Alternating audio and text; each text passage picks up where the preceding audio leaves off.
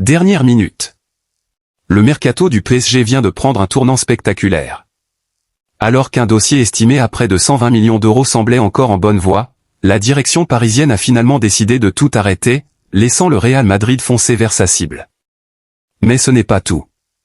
Entre l'offensive lancée pour Rodri, les discussions brûlantes autour de Randal Kolo Muani et un changement total de stratégie, le champion d'Europe prépare une fin de mercato explosive. Restez jusqu'à la fin, car certaines révélations risquent de vous surprendre. Comme d'habitude, on analyse tout en détail. Avant de commencer cette vidéo, un chiffre, sur les 10 dernières personnes qui ont regardé cette chaîne, seulement 2 sont abonnés. Si tu fais partie des 8 qui repartent sans s'abonner, tu vas rater la suite de cette histoire. Et crois-moi, elle va plus loin que ce que tu imagines. Un clic, ça prend 1 seconde et ça change tout pour la chaîne. Salut à tous les Parisiens. Si c'est votre première visite sur la chaîne, pensez à vous abonner et à activer les notifications pour ne manquer aucune information sur le mercato du PSG. Et si vous aimez ce type de contenu, laissez un gros like, cela aide énormément la chaîne. Commençons avec un dossier qui approche enfin de son dénouement, Randal Kolo Muani. Longtemps considéré comme l'un des principaux candidats au départ, l'attaquant français n'entre plus réellement dans les plans de Luis Enrique. Malgré son talent et ses qualités athlétiques, son profil s'est souvent révélé difficile à intégrer dans le jeu de possession et de pressing intense mis en place par le technicien espagnol. Aujourd'hui, son avenir semble s'écrire loin de Paris. Selon plusieurs médias italiens, la Juventus Turin a intensifié les négociations avec le PSG et aurait transmis une nouvelle proposition avoisinant les 40 millions d'euros, accompagnée de bonus importants. Une offre qui se rapproche des attentes parisiennes, estimée autour de 50 millions d'euros. Pour le PSG, cette vente représente un double objectif, récupérer une indemnité importante tout en allégeant une masse salariale conséquente. De son côté, Kolo Muani retrouverait un championnat où ses qualités de vitesse, de profondeur et de transition rapide pourraient être pleinement exploitées. Ce possible transfert s'inscrit dans une vaste opération de restructuration offensive. Après les départs de Gonçalo Ramos vers l'AC Milan et de Liikanen vers l'Atlético de Madrid, le club parisien aurait déjà récupéré plus de 115 millions d'euros. Avec une vente de Kolo Muani, les recettes pourraient approcher les 160 millions, offrant à Luis Campos une énorme marge de manœuvre pour renforcer l'effectif. Mais pendant que certains quittent Paris, un autre dossier fait énormément parler. Selon Fabrice Hawkins pour RMC Sport, le PSG s'est renseigné sur la situation de Rodri, considéré comme l'un des meilleurs milieux défensifs du monde.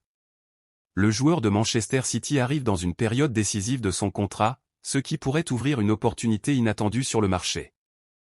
Au départ, Luis Enrique ne souhaitait pas recruter au milieu de terrain.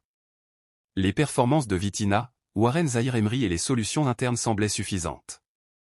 Mais lorsqu'un joueur du calibre de Rodri devient potentiellement accessible, la réflexion change immédiatement.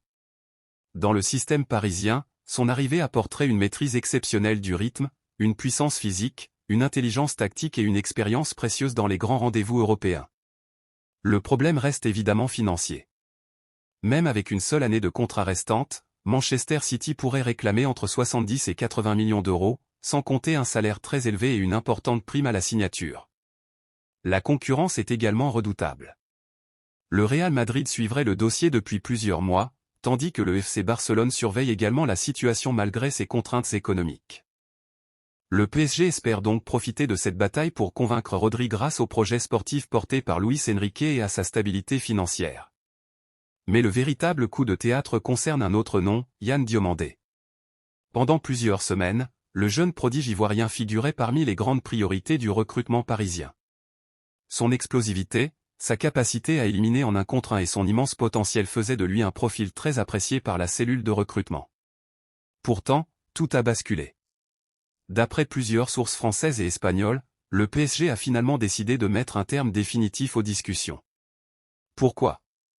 Parce que le coût total de l'opération est devenu beaucoup trop élevé. Entre le transfert, les bonus, les commissions, la prime à la signature et le salaire, l'investissement global aurait pu atteindre près de 120 millions d'euros. Une somme que les dirigeants parisiens ont jugée excessive pour un joueur encore en pleine progression. Cette décision illustre parfaitement la nouvelle politique du club. Le PSG ne souhaite plus entrer dans des enchères incontrôlées, même pour les plus grands talents. La priorité est désormais de construire un effectif équilibré, capable de durer plusieurs saisons, sans mettre en danger la stabilité financière du projet. Un autre élément a fortement pesé dans cette décision, Bradley Barcola. En interne, l'international français est considéré comme l'un des piliers du futur du club. Luis Enrique lui accorde une confiance totale et la direction travaille déjà sur une prolongation de contrat accompagnée d'une importante revalorisation salariale. Recruter un joueur évoluant exactement dans le même registre aurait créé une concurrence inutile et risqué de ralentir la progression de Barcola.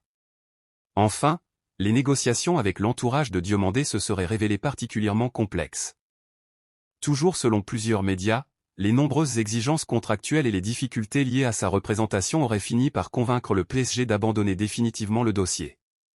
Le Real Madrid apparaît désormais comme le grand favori pour accueillir le jeune international ivoirien. À Paris, ce choix est assumé.